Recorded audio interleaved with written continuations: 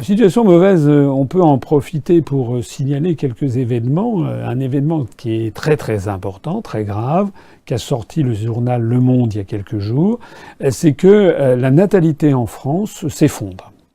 On était pendant un certain nombre d'années, la France se flattait d'avoir une natalité de l'ordre de 2,1 enfants par femme, ce qui permet le renouvellement des générations, comme on dit. Il faut qu'il y ait un peu plus de 2 enfants par femme pour avoir le renouvellement des générations. La France était une exception puisque l'Allemagne ou le nord de l'Italie sont dans des situations absolument catastrophiques en matière de natalité. Eh bien, depuis quelques années maintenant, depuis disons 2 ans, et la natalité, 2-3 ans, la natalité en France commence à baisser fortement. On est tombé à 1 enfant,88 par femme, ce qui ne permet pas le renouvellement des générations. Alors pourquoi je signale ça et que je le relie au truc précédent, c'est parce que si les gens font moins d'enfants, c'est toujours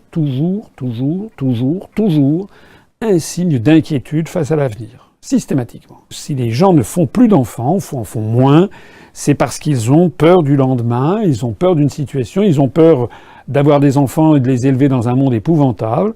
Ils craignent de ne pas avoir les moyens d'assurer leur épanouissement, leur éducation, etc., etc.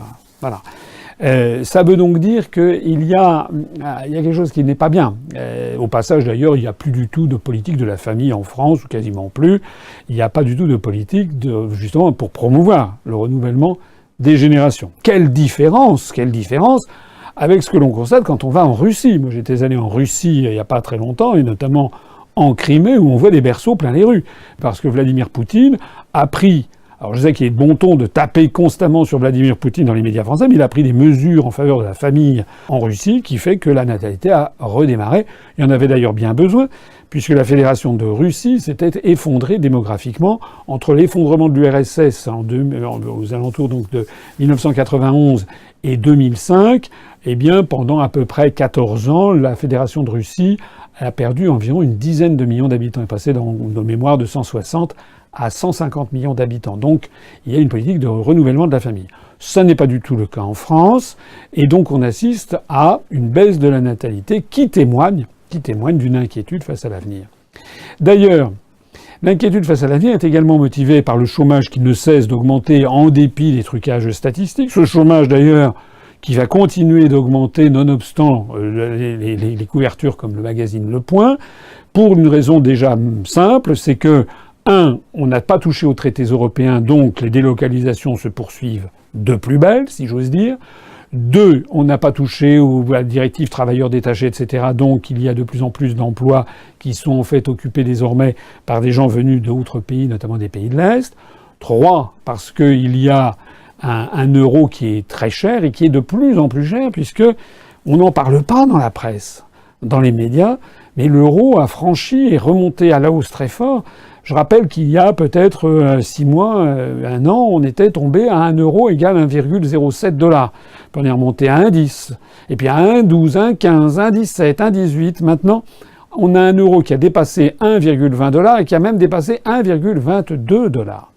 Donc ça veut dire quoi? Ça veut dire que les productions françaises vont avoir plus de mal à se vendre à l'étranger, qu'en revanche, les productions étrangères vont être meilleur marché, et donc que l'on va de nouveau favoriser la destruction d'emplois en France. Alors il est vrai qu'il y a une catégorie de la population qui a à se féliciter de Macron. Eh bien, ce sont les ultra-riches, ceux justement qui tiennent les journaux et qui racontent aux Français, qui essayent de faire prendre aux Français des vessies pour des lanternes. Ce n'est pas moi qui le dis, c'est l'OFCE, qui est une espèce de think tank, organisation française pour la coopération économique. Et c'est un think tank qui a étudié l'effet des mesures fiscales prises par le gouvernement d'Édouard Philippe sous l'autorité d'Emmanuel Macron.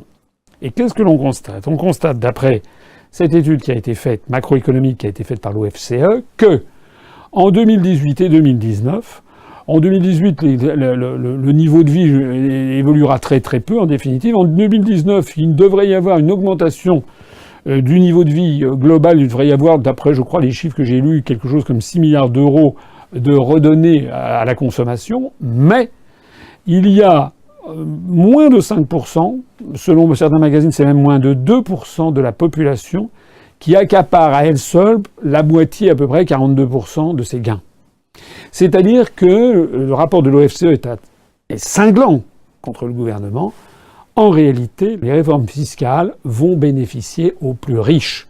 On a vu d'ailleurs que la réforme de l'ISF devrait favoriser de façon tout à fait extravagante Madame Muriel Pénicaud, la ministre du Travail, qui va gagner des dizaines de milliers d'euros, si j'ose dire, en fiscalité diminuée.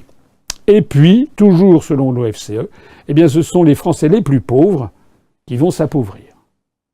Moi, j'estime que face à ça, on est dans une situation de démence.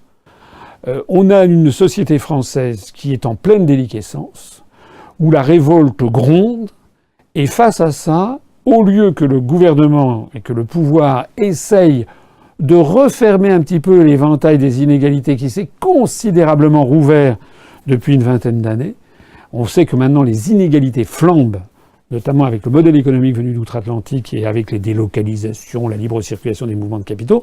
Normalement, un gouvernement conséquent qui cherche la paix civile, la concorde entre les citoyens, devrait prendre des mesures fiscales favorisant un resserrement de l'éventail des salaires et des revenus pour limiter les inégalités sociales. C'est le contraire exact qui est vrai.